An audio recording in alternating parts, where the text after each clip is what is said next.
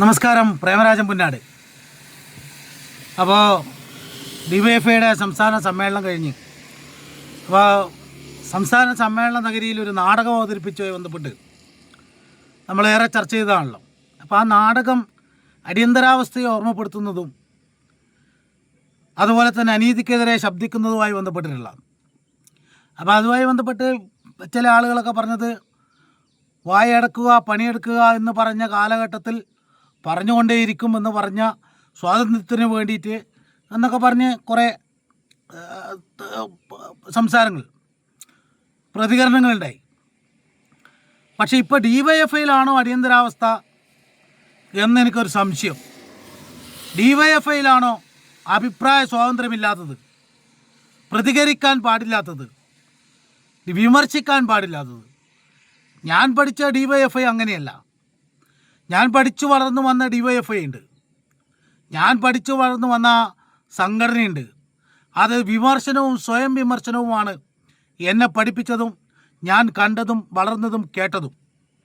നിശ്ചിതമായി വിമർശിക്കും, പല നിലയിൽ വിമർശിക്കും. അപ്പോൾ അടിയന്തരാവസ്ഥയെ ഓർമ്മപ്പെടുത്തുന്ന നാടകം കളിച്ച് അതിനെ വിമർശിച്ചതിൻ്റെ ഭാഗമായിട്ട് അപ്പോൾ ഡിവൈഎഫ്ഐയുടെ നേതാക്കന്മാരെ വിമർശിക്കാൻ പാടില്ല, ഡിവൈഎഫ്ഐയെ വിമർശിക്കാൻ പാടില്ല. അങ്ങനെ ഒരു സംഘടന ഉണ്ടായാൽ പുതിയ കാലഘട്ടത്തിൽ പുതിയ തലമുറകൾ വളർന്നു വരുമ്പോൾ കാണുന്നൊരു സംഭവമാണ് അസ്വസ്ഥരാകുക. സൈബർ ഇടങ്ങളിൽ മ്ലേച്ഛമായ രീതിയിൽ ഭാഷകൾ ഉപയോഗിക്കുക. നിങ്ങളങ്ങനെ ഉപയോഗിച്ചാൽ നമുക്ക് തന്നെ ഗുണം. അത് വേറെ കാര്യം. നിങ്ങൾ നമ്മുടെ നല്ല കസ്റ്റമറാണ്. പറഞ്ഞു വന്നത്, VK നിഷാദുമായി ബന്ധപ്പെട്ട് ഒരു പരാമർശം, ഒരു പോസ്റ്റ് വിട്ടപ്പോൾ എന്തെന്നില്ലാത്ത നിലയിൽ വന്ന് ഞാൻ ആ പോസ്റ്റ് ഇടാൻ കാരണം എന്നോടൊരു സുഹൃത്ത് ഭീഷണി സ്വരത്തിൽ എന്നെ വിളിച്ചിട്ട്, ഞാൻ നിഷാദിനെ സംസ്ഥാന കമ്മിറ്റിയിൽ എടുത്തോന്ന് ഞാനറിയില്ല. സാധാരണ നിലയിൽ സെക്രട്ടേറിയറ്റ് മെമ്പർമാർ മാത്രമല്ല അറിയുന്നുള്ളൂ. അപ്പോൾ ഒരു സുഹൃത്ത്, ആളെ പേരൊന്നും പറയുന്നില്ല, എനിക്ക് മെസ്സേജ് ഇട്ട്, പ്രേമ പിന്നെ നമ്മളെ മറ്റേ ജയിലിൽ കിടക്കുന്ന ആളല്ലേ നിഷാദ്, പോലീസ് ആക്രമിച്ചത് കാസർഗോഡുള്ള ചങ്ങായി ഇപ്പൊ സ്റ്റേറ്റിലെ കമ്മിറ്റിയിൽ എടുത്തിട്ടുണ്ട് കേട്ടാ. പുതിയൊരു പോസ്റ്റ് ഇടാനായി എനിക്ക് പാർട്ടിക്കെതിരായിട്ട് പോസ്റ്റർ ഇടുമ്പോൾ ഭയങ്കര ആവേശമല്ല എനിക്ക്. അതുകൂടി നടക്കട്ടെ, എന്നോട് ഞാൻ പ്രത്യേകിച്ച് പറയാനുണ്ടല്ലോ.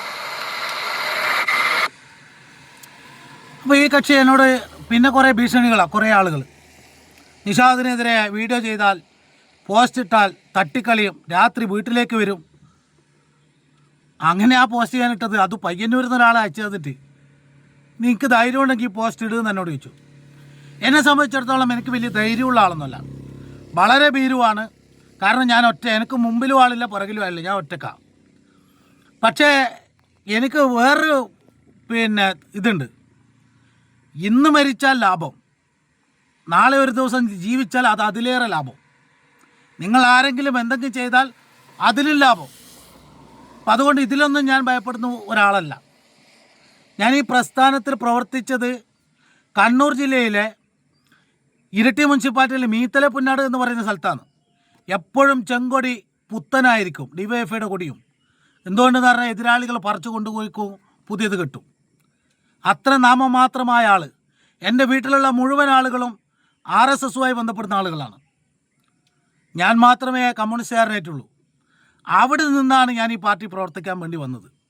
നിഷാദിനോട് എനിക്ക് വ്യക്തിപരമായി ഒരു വൈരാഗ്യമില്ല. ഞാനൊരു 4 തവണ നിഷാദുമായി സംസാരിച്ചിട്ടുണ്ട്, 4 തവണ.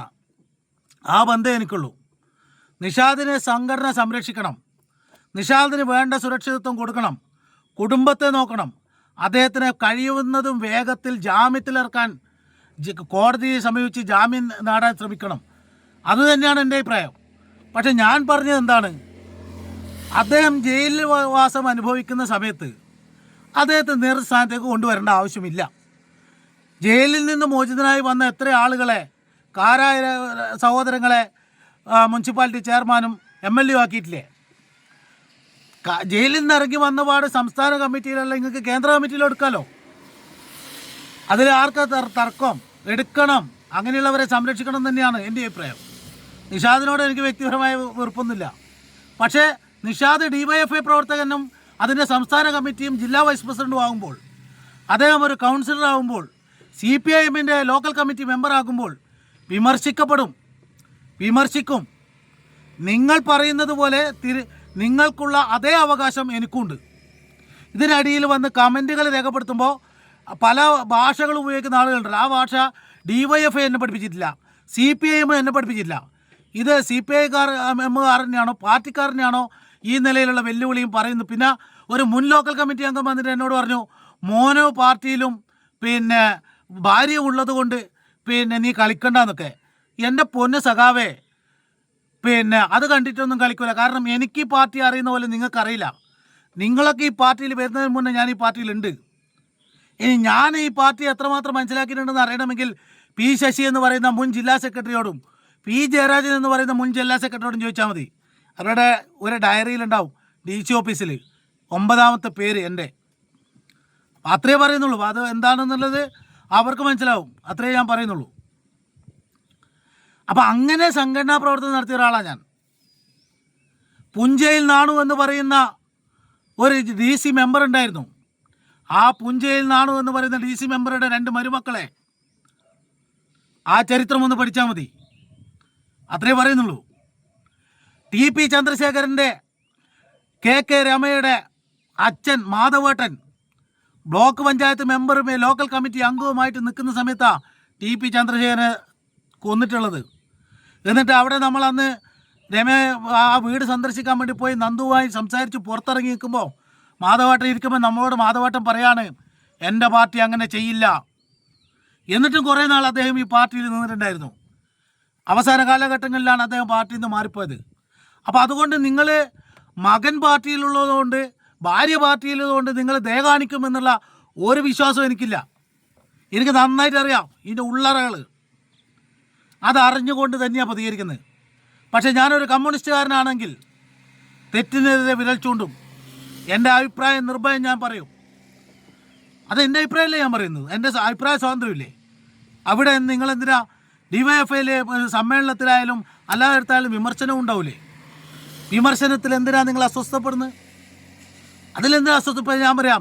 നിഷാദുമായി ബന്ധപ്പെട്ട കേസ് 2012 അരിയൂർ ശുക്കൂറുമായി ബന്ധപ്പെട്ട് സംഭവിച്ചതിൽ പോലീസ് സ്റ്റേഷൻ മാർച്ചുമായി ബന്ധപ്പെട്ടിട്ടുണ്ടായ വിഷയമാണ്. കഴിഞ്ഞ 10 വർഷം വിചാരണ നടക്കുമ്പോൾ പബ്ലിക് പ്രോസിക്യൂട്ടർ ആരായിരുന്നു?